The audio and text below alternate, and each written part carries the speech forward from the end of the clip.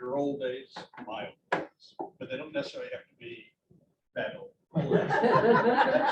Well, the generic, that could probably be any one of our parents and grandparents, or great-grandparents. Our real purpose of being here today is, number one, hope we learn something, but we all learn. This is not intended as a monologue, it's intended as a dialogue, which means we share stories with one another. We'll share stories, I guarantee you. We hope we have some fun, and we hope that when we leave a little later this afternoon, you just have a little bit of that fire in you to start doing what we're going to talk about, and that is your memoir. First, I want to give not a technical definition of memoir, but just Tom Nichols' definition. It's not an autobiography. An autobiography would be like a full-length movie of your life, whereas a memoir is a single snapshot. That's all it is. Relatively short. Write a biography, and I have some friends who've written biographies. And I only tell you, to write a book is a lot of work, and sell a book is a lot of work. Write an autobiography is a lot of work, and try and sell an autobiography unless you are really, really, really important. Not going to sell it. You're going to have a garage full of books. So don't think about a biography. Think about snapshots in your life, what I call snippets. Just a little thing in your life. When I say little thing, it's actually a big little thing. But we want to have fun with it and have a good time. And what we're really going to talk about are the secrets of your life. You're going to put them all out there for us, see your secrets. But it's not that we don't really want to hear about some flamboyant illicit affair somebody might have. We ruined it already. And really don't think J.B. Cooper is here. Does anybody remember J.B. Cooper? Hijacked the plane Thanksgiving Day and he bailed out. And nobody knows what happened. So unless you're J.B. Cooper, we're probably not interested in your whole biography. But we are here to talk about your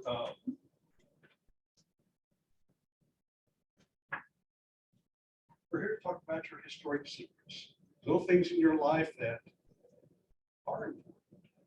And this is probably the hardest part to get across to people talking about a memoir, these little secrets that you have. You don't intend them as a secret.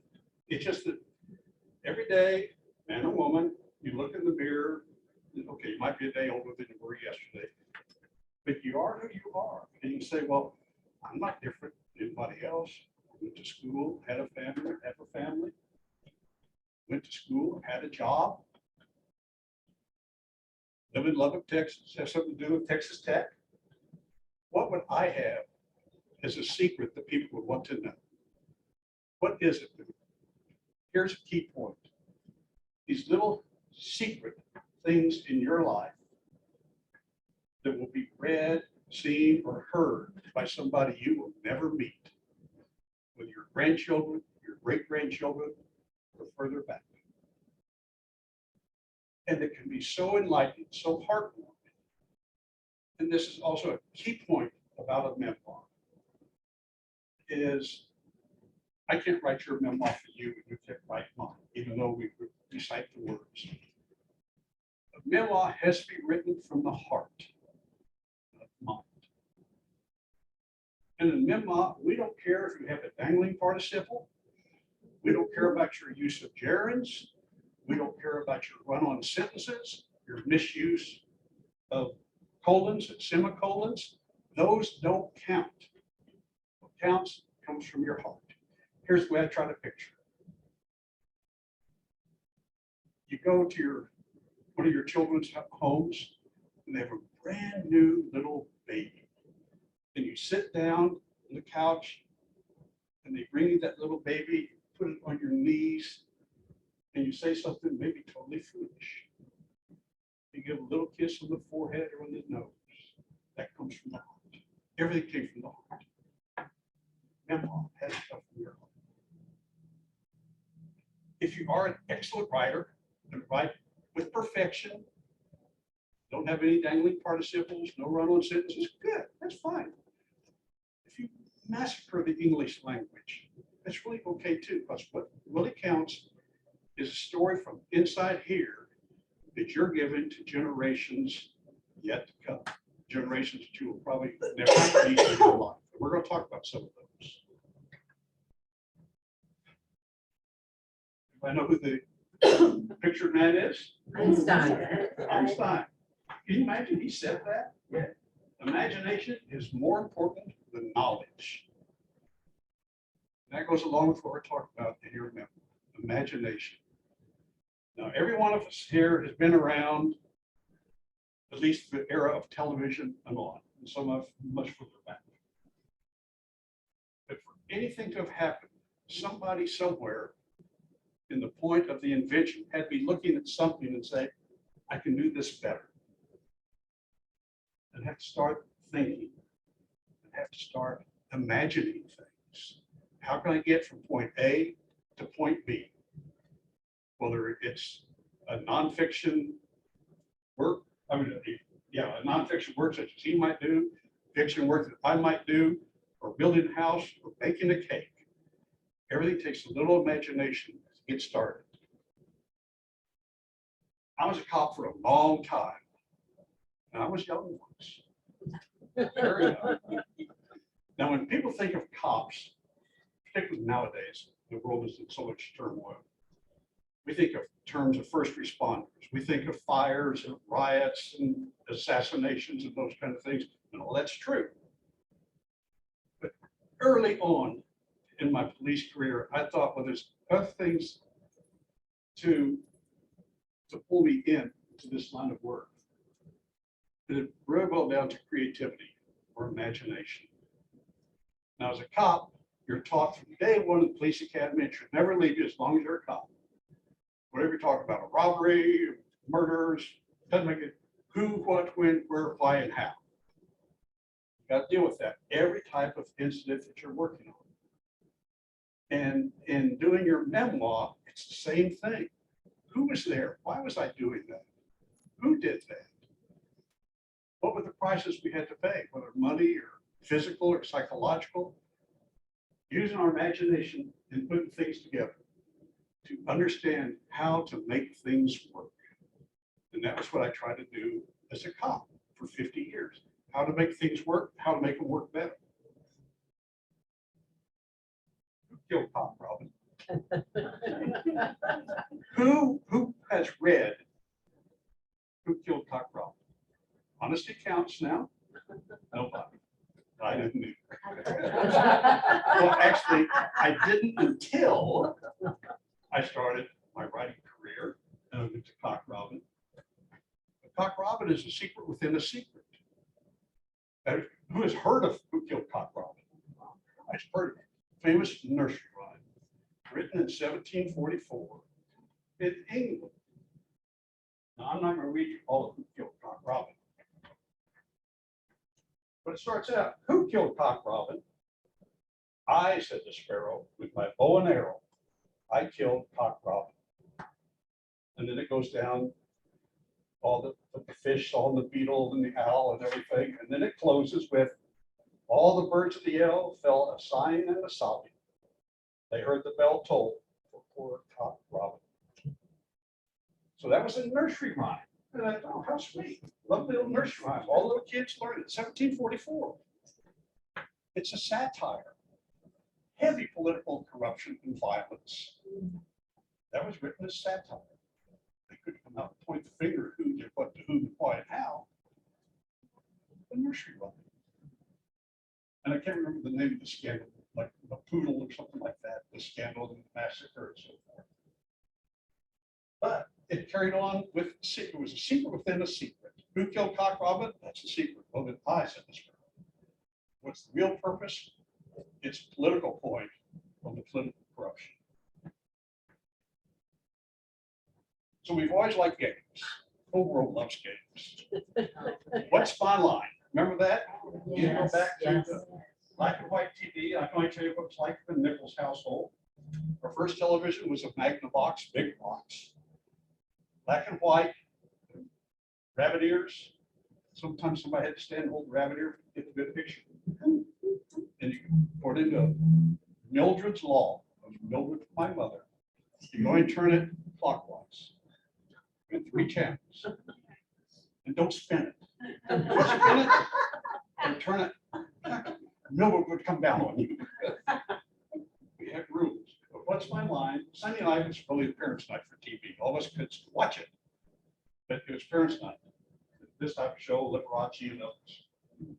But what's my line was, it came on at 1950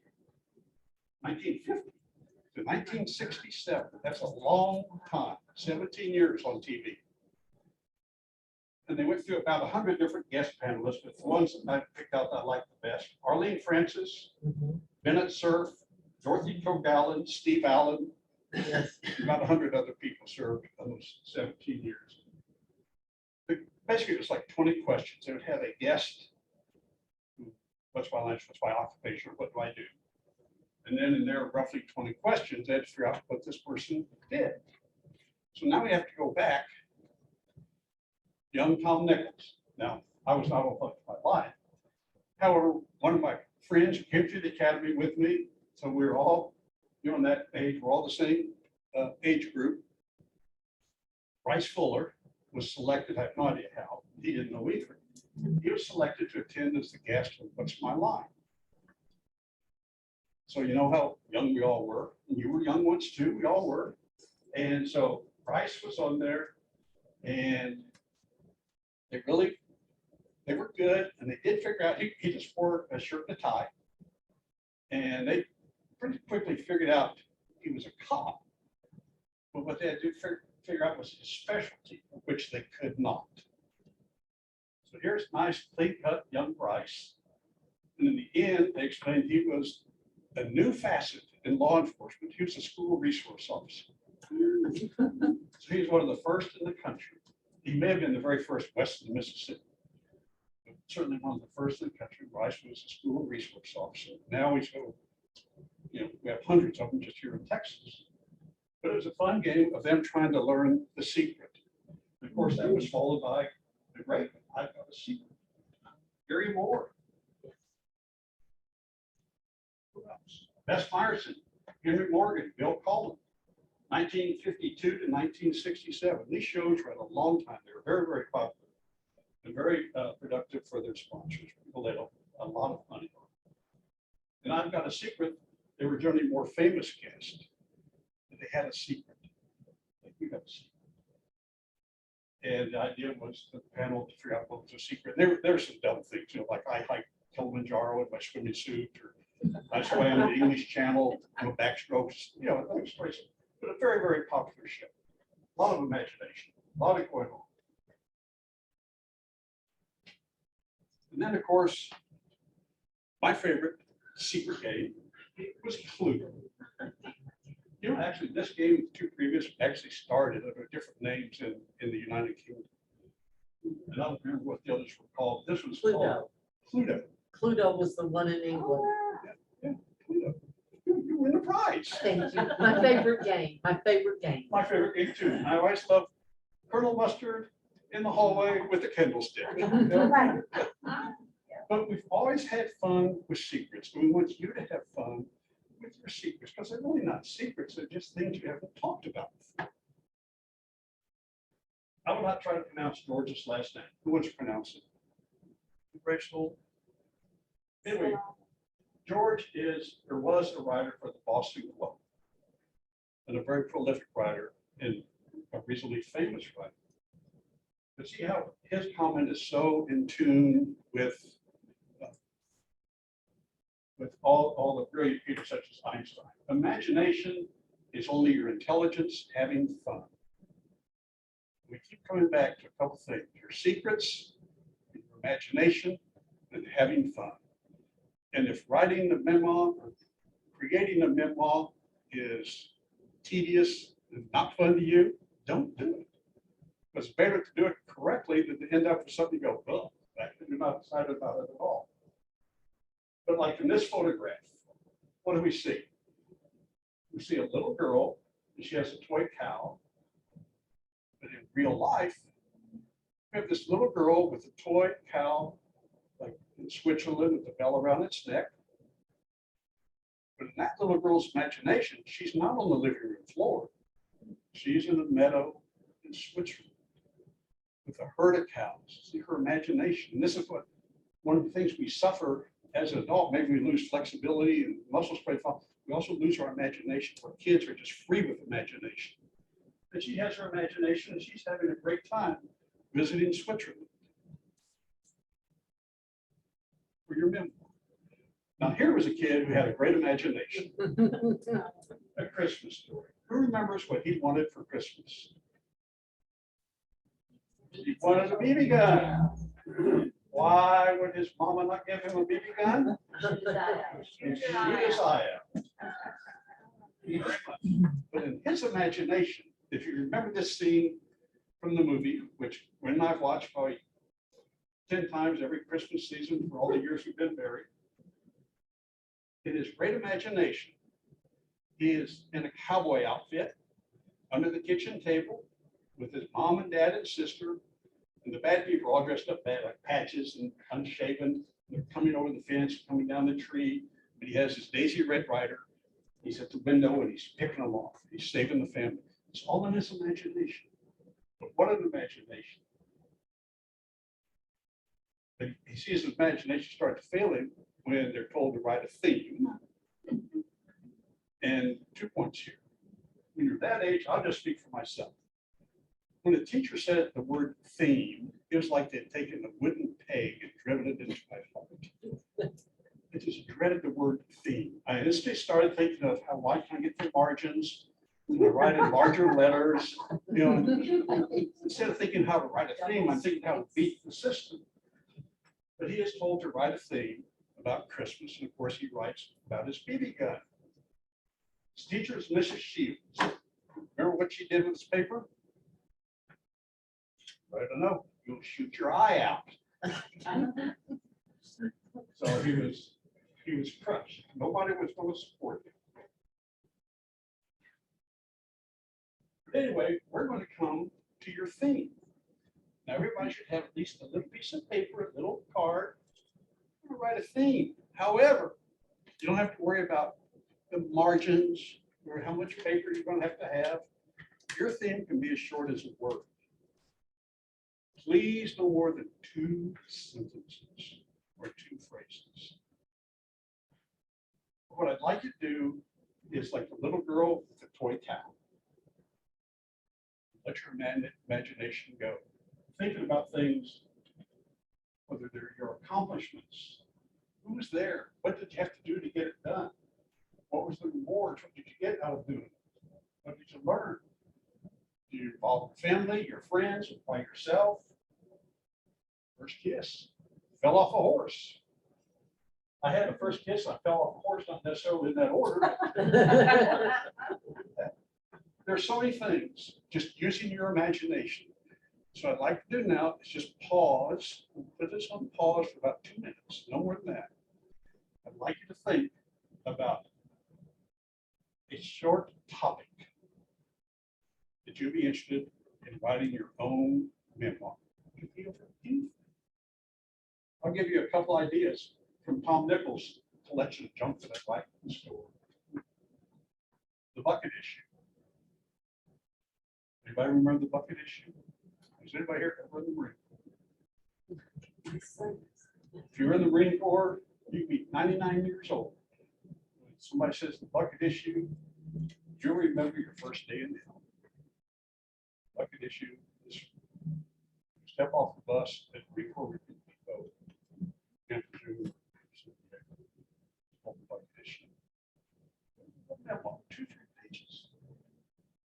But that story has a happy ending. It was not a happy story.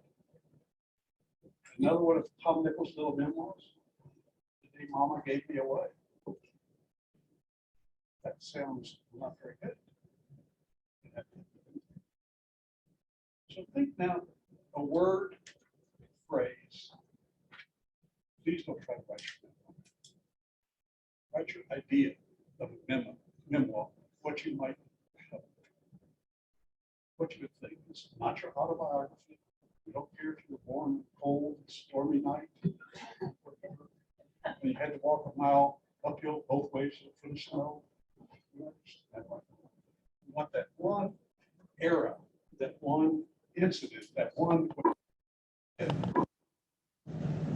that you could write or in some way document that your grandchildren, or better yet, their grandchildren, could look at that, read that, hear that, and say, oh my gosh, can you believe what they had to do?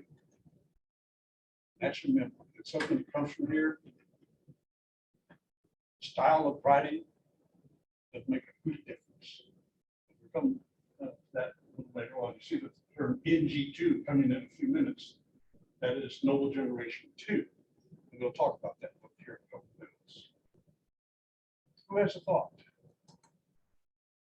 But what we're gonna write? Mhm. Oh, yeah, I do. What? All my experiences on the huge prescribed burns I did on all big ranches in West Texas.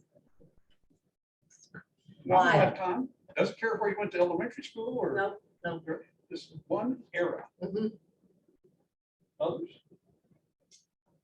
When we adopted my son in Russia, going to an orphanage, making sure that we wrapped him in warm clothing or the ladies that worked there were going to cook us. And when we went to court, we didn't wear snow boots in the courthouse. You have to take them off and put on heels because otherwise it's disrespectful. And it's a snippet of life, a whole lot of life before and after. But what a great story to pass down for that youngster and their children and grandchildren. See what you all went through at that time. Yes. A little girl living and surviving with one brother and two male cousins. Bless your heart. Yeah, I should say, my family was 4 boys and 1 girl. Poor Beverly. That's all I'm saying. Wish you could handle it. Yes. But that's the idea, is to have something that you could write about. Like those of you who lived here during the tornado. Me. There's, what a story to tell from your personal viewpoint. Where you were, how you learned of this, what you experienced during and after the tornado. There is so much. There are great stories. The phrase we use often in developing memoirs is a story untold, is a story that's lost forever. Go to the grave, so does the story. But if you document it in some form, it doesn't make a difference. It does not have to be in writing, and we're going to cover that also. There are many different ways to document it.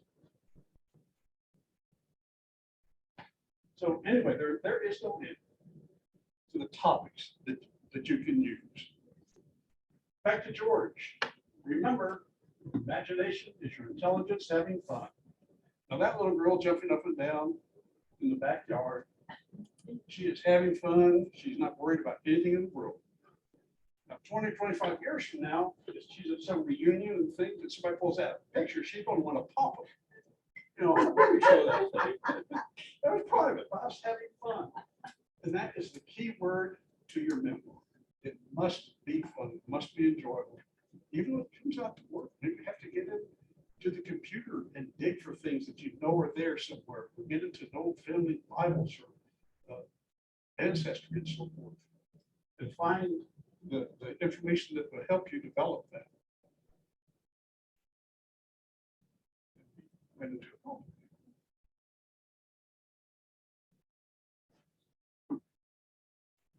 Technical difficulties.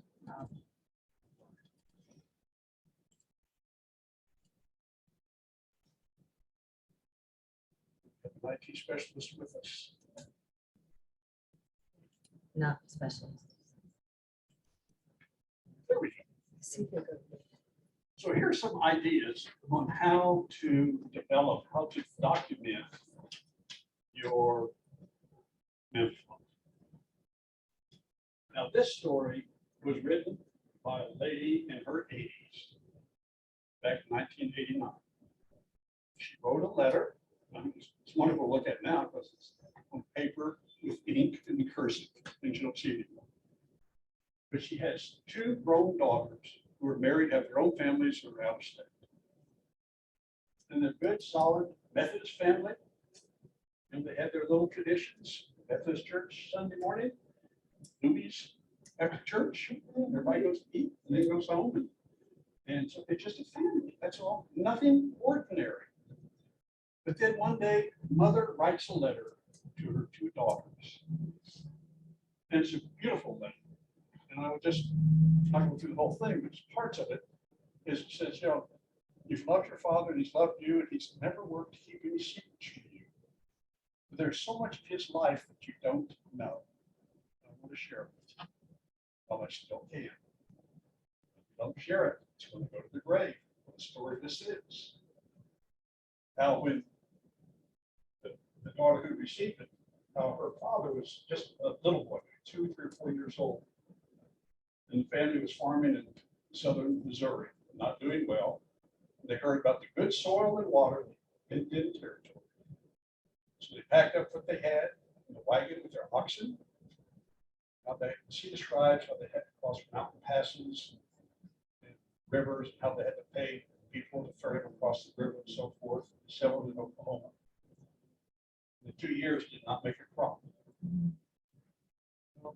There were many support systems back around 1907, 1908, something like that. And they heard about, guess what? Good soil and good water in Melrose, New Mexico. Anybody ever hear of Melrose, New Mexico? Yes. You go through it, have to slow down to about 45 and hit it again and head on for Fort Sumter. Also terrestrial, so famous for that. So anyway, they chartered a fox car. And they went from the Oklahoma Territory to Melrose, New Mexico, where they unloaded. It's been 2 years, never made a profit. This is dire. There's mama and daddy, 6 boys. They're in dire straits. Then they heard about what, good soil and good water in Kittiway, Texas. They didn't have money for a train. They walked. All those little boys walked. They had about half a dozen head of cattle. On horse, Grandpa rode. Grandma rode the oxen in the wagon. 15 days by foot, Melrose to Kittiway. It took a lot of imagination to think what we're going to do when we get there. But think how hard it was, particularly for the mother.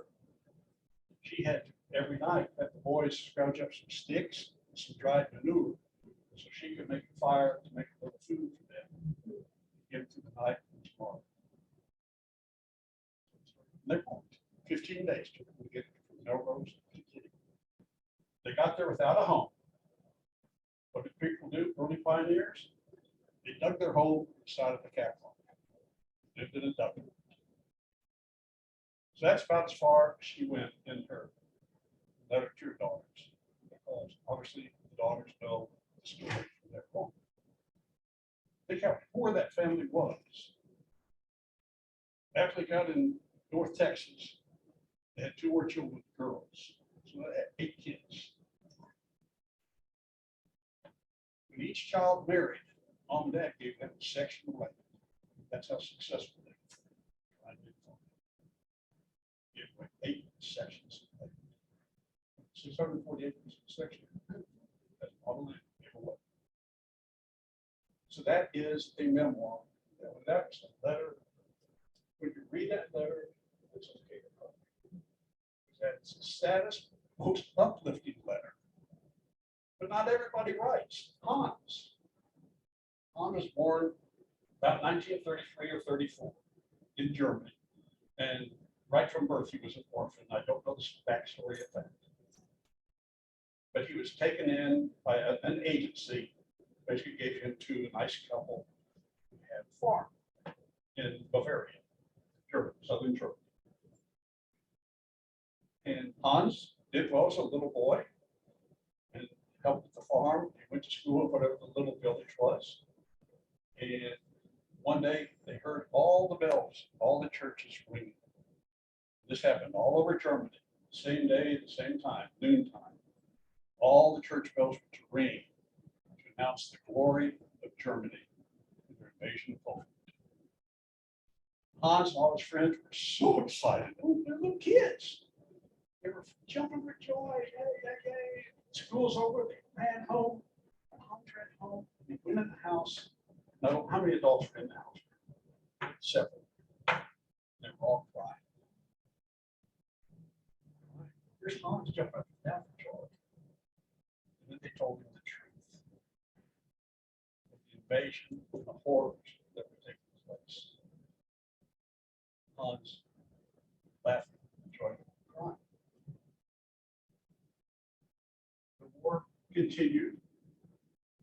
The Germans brought the family he lived with, a British prisoner of war, pilot, an Englishman who had bailed out. And he was a prisoner, and in real life, he was a barber.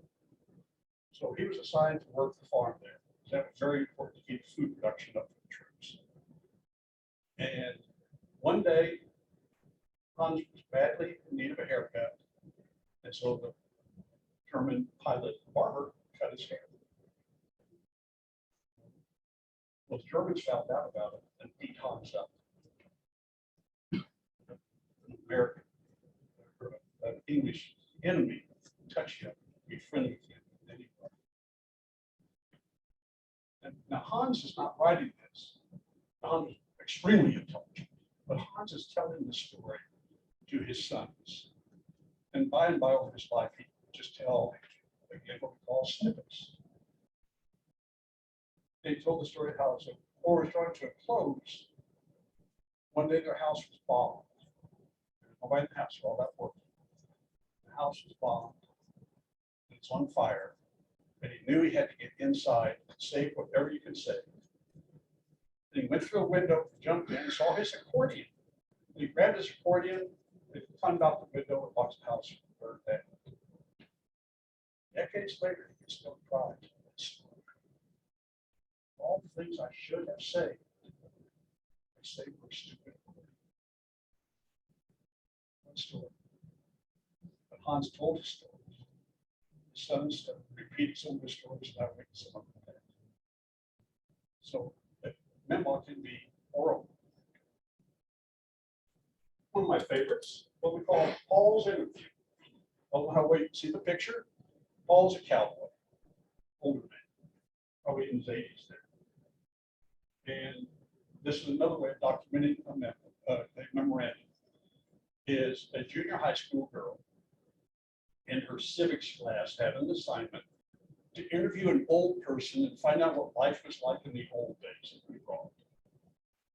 And so, nice little girl, she went to Paul's house, and he was home and set an appointment Sunday after church, after movies. At this point.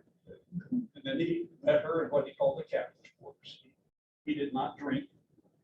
There was a nice bar in that house. There was no liquor in it. There's just the captain's quarters, the captain's papers, all this horse things. And then he told her his life story as a little boy. And she's recording it on that. We have a copy of that CD. Why says, Sweetie? It's like, well, Sweetie, I'll tell you what it's like. Tell the story, and she said, well, Sweetie, let me tell you what it's like. There's so many different ways to document your memoir. But you have to start somewhere, sometime, somehow. It can be written, it can be oral, any one of a number of ways.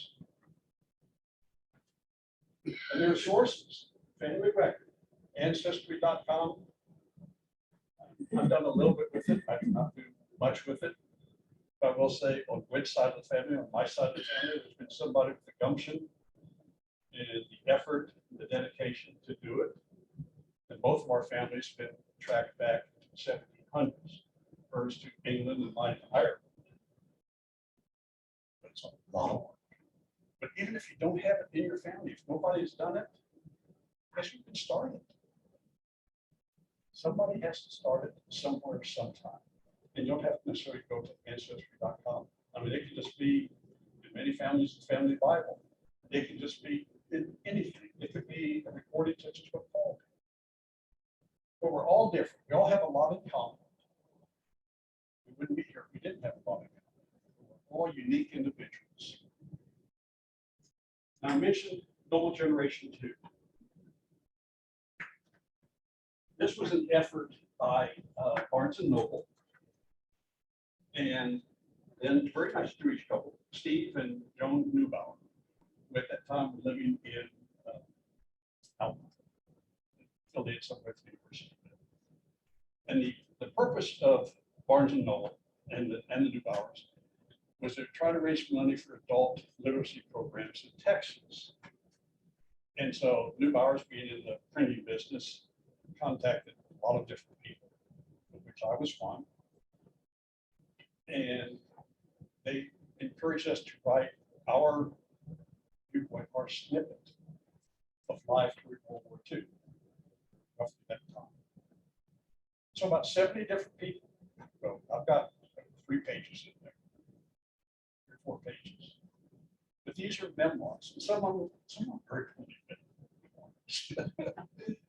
But hard. I mean, it's what somebody really meant, what was important to them. And they're having the chance to relay that story to other people. So we all did it, and then the Neubauers edited it down. And so I'm on page 127 and 128, 129. So I've got 3 whole pages. But it's my perspective of World War II as a 5-year-old boy. I can share a little bit of that with you. Is that we lived in Kansas City. And I remember the air raid wars. If I remember anything from the war, it's the air raid wars. Coming down the block at night, the manual siren. And all the curtains would be drawn, all the lights off. And I always remember this like it's last night. My dad was a heavy cigarette smoker. Cost him his life eventually, but heavy cigarette smoker. We had all the lights out one night. My dad is sitting there by the window, having his Camel cigarette. That morning, screaming him, "Put out that cigarette! You want the Germans to kill us?"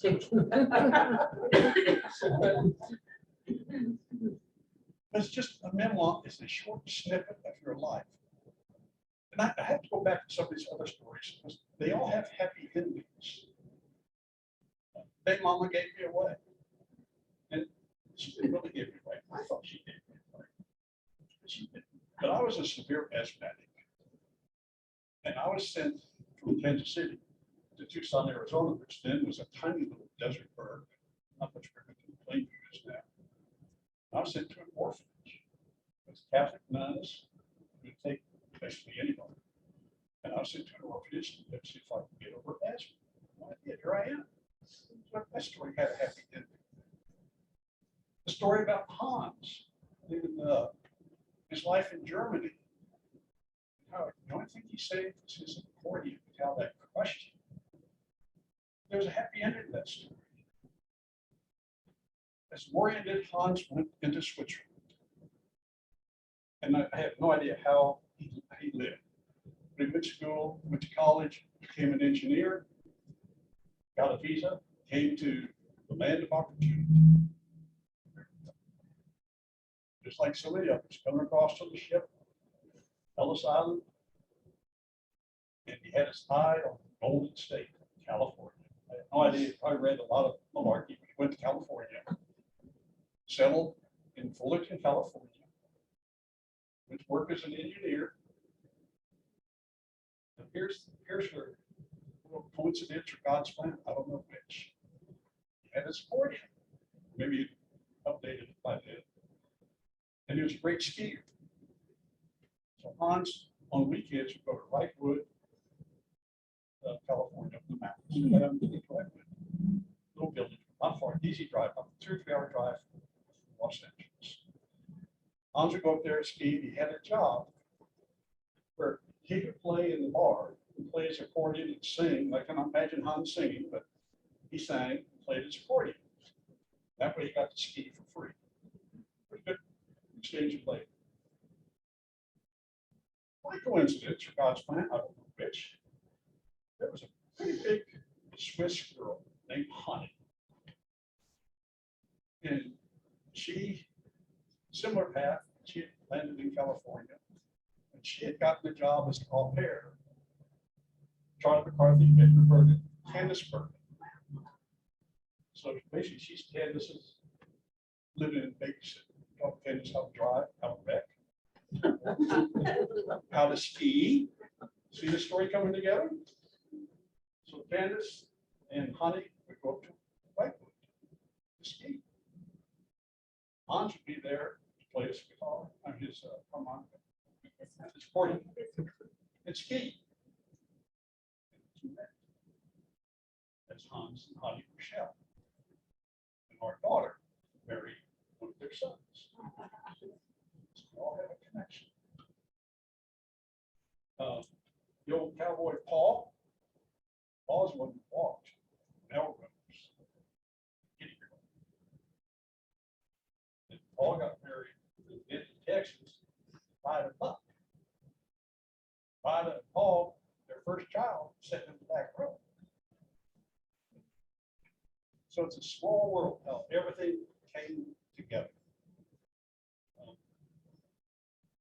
Your life is yours. It's not anybody else's. No one is going to know what you have deep in your heart. But what we strongly encourage you to do is to share what you have. Now, this is not a memoir. It's not a biography.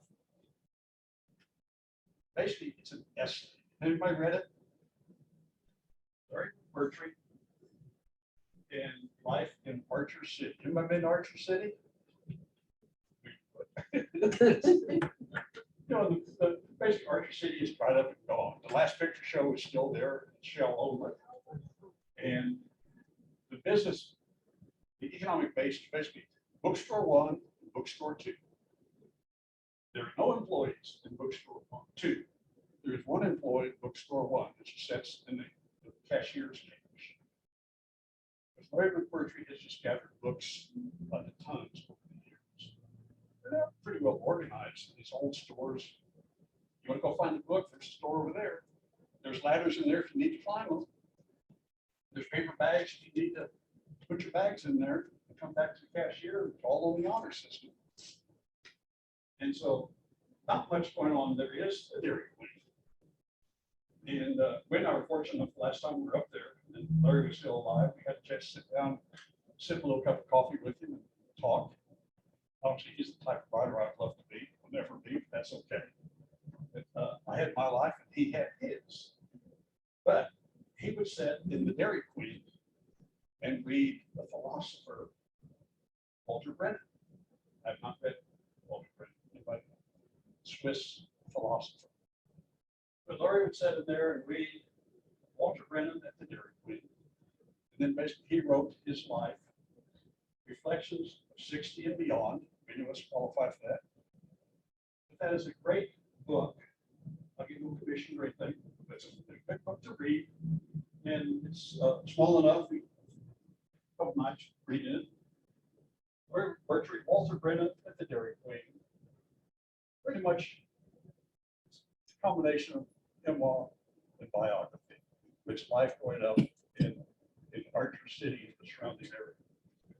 There's not much in the surrounding area.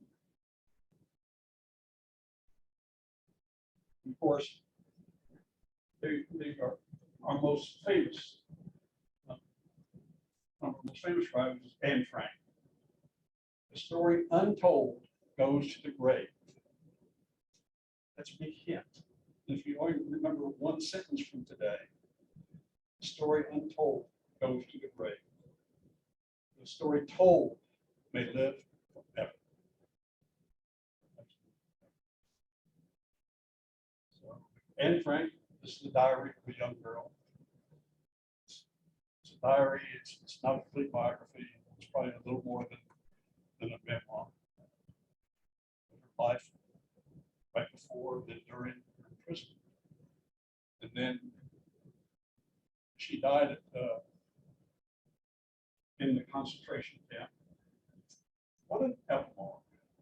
you see her picture with her mother, her sister, and her father. Her father survived the war. And then the three ladies died in the concentration camps. And there's still, currently, still a lot of work going on to determine exactly who turned them in to the Nazis. Speculation about the owner of the building homes and so forth. To me, that's all still uncovered. But as Frank said, in spite of everything, I still believe that people are really good at heart. That's hard to believe. I'm thinking how she lived for several years. She was 15 when she died, almost 16. She spent a couple of years hiding behind walls. Everybody had to be quiet. The human beings have to go to the bathroom. They have to eat. They have to drink. Think how hard life was. And then the day the Nazis came, 3 and 4 died. But she wrote. Does anybody remember? Who's read it? What was the name of Kitty? She didn't have a cat. She didn't have an apple up there. It's her diary contained Kitty. It all starts out, Dear Kitty. She tells the story of that imagination. Anything to develop a memoir requires your imagination. Basically, go to the bird cage, open it up, and let that little bird out and let it fly. And that is the way to write your memoir.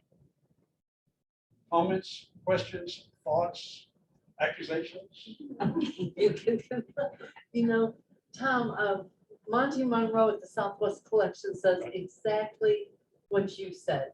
He said, once you toss those letters in the trash, once you throw those things out, that they're gone forever. Right. And he said the exact same thing, that once you don't tell these things, that's the end of them right there. Right. So it's not like you're boasting or bragging on yourself.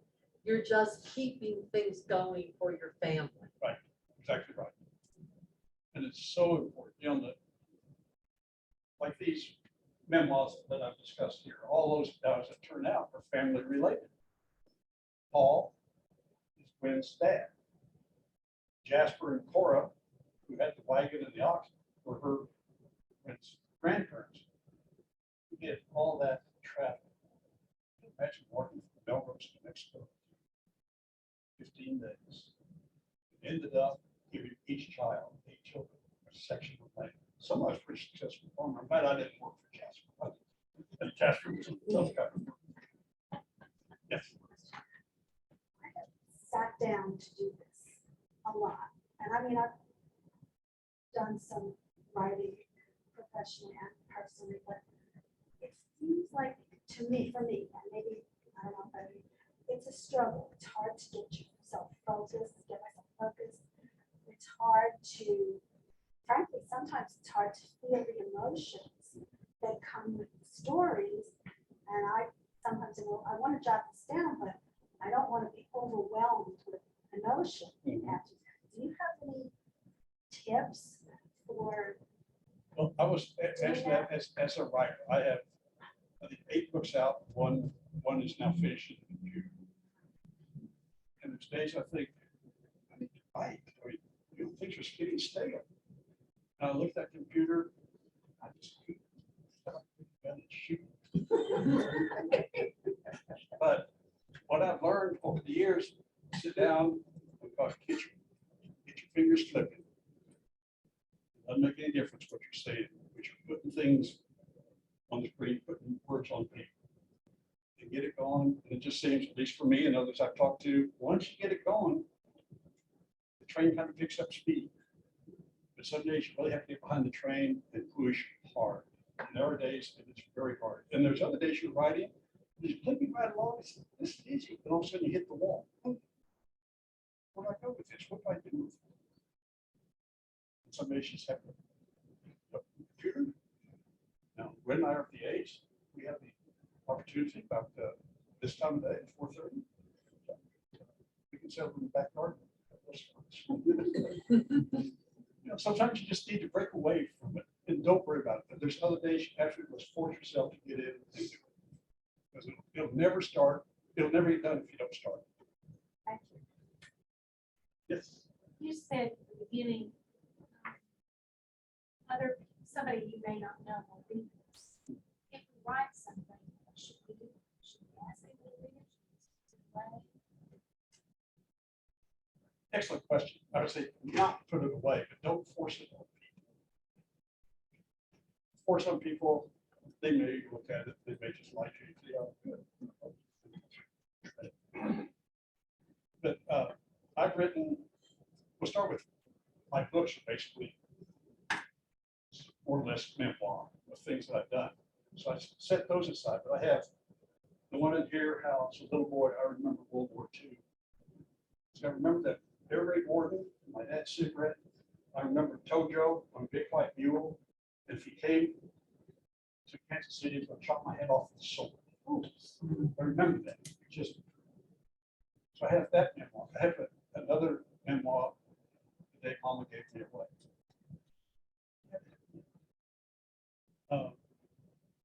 So sometimes you just have to write, and I don't produce them broadly.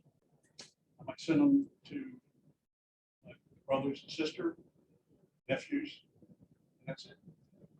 And if anybody keeps them, fine. I hope they do. I know I read the one my mom. Mama gave me away at the orphanage. And two of our grandkids were with Gwen and I for several days. And we're just talking about writing. They're young kids. They're junior high. And we're just talking about writing. So they wanted to know what I write. So I got out my mom. I started going to start with. I have a hard time reading it. It made me feel good when I saw our daughter. I have accomplished what I wanted to accomplish. I don't do it to make people cry, but I have tried to deliver an era that I lived. She understands. And then the next day, I took little William Honey, and we were just talking this guy song. And he said, I really like that, but he said, I had to hold my breath because you really make me cry. So I said, okay. Then he got his reward. Every story should have a good ending. So we're now, we have a big piece of land that we leased down the North Coast. On a ranch road, I stopped and I said, William, swap seats with me. He looked at me like I was crazy. I said, close that steering wheel. Pull the seat up, and still have pictures of William hanging on that steering wheel, driving down the ranch road. And those are memories of that people remember. And that's really what you want. It doesn't have to be a masterpiece of written material. As intelligent as Hans was, he did not write his three boys. Everybody grew up there in the Fullerton area. Steve went to Stanford. His roommate was John Elway. Elway went to football. Steve played Major League Baseball for about 10 years. Second son is Art, our son-in-law, who owns his own business in the Metroplex. Homestar Banners and Flags. He does all the flags you see at the NASCAR races, places like that. And then Eric, also, they all live within a mile of each other, so close family. And Eric is a coach at high school football. And Honey is right in the middle, so that's a close family. But it's good because you at least expect to find out some juicy little story. Thoughts, questions, please remember. Doesn't make any difference how you do it. Scratch it out on the tablet, dictate it. Just pull a blank Word document, just start running your thoughts. And that's really an easy way. That's one place I do. I just break up a blank Word and just it'd be nonsensical to someone else reading it. I just type kind of what's on my mind. Talk about my own sentences and so forth. Just use some simple, but it works for me to keep thoughts going. Well, otherwise, I think we've about done it. And thoughts, questions? Thank you all. Thank you. Sandy is going to share with you something that her daughter is doing. And Sandy, if you would mind just kind of telling us a little bit about your daughter and then again about what the program is and these flyers, if you'd like to take one. My daughter is an assistant professor of English at Tech. And about 3 years ago, she and other members of her department got a grant, which they really haven't implemented because of what? Yeah. But it's called Lubbock's Untold Stories. So I would like you to take as many of these as you like and either use it yourself or give it to somebody. They want stories of people who have lived in Lubbock for a long time. And then I'm not even sure what they're going to do with it. I don't know if they're going to publish in print or in some sort of audiovisual way, but that's what they're looking for is people who have lived here. Now, I have lived here since 2018.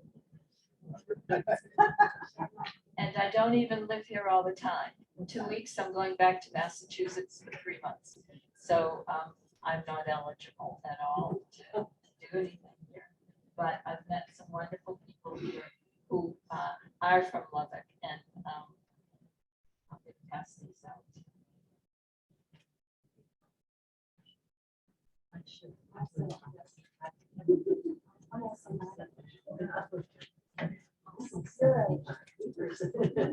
Well, starting.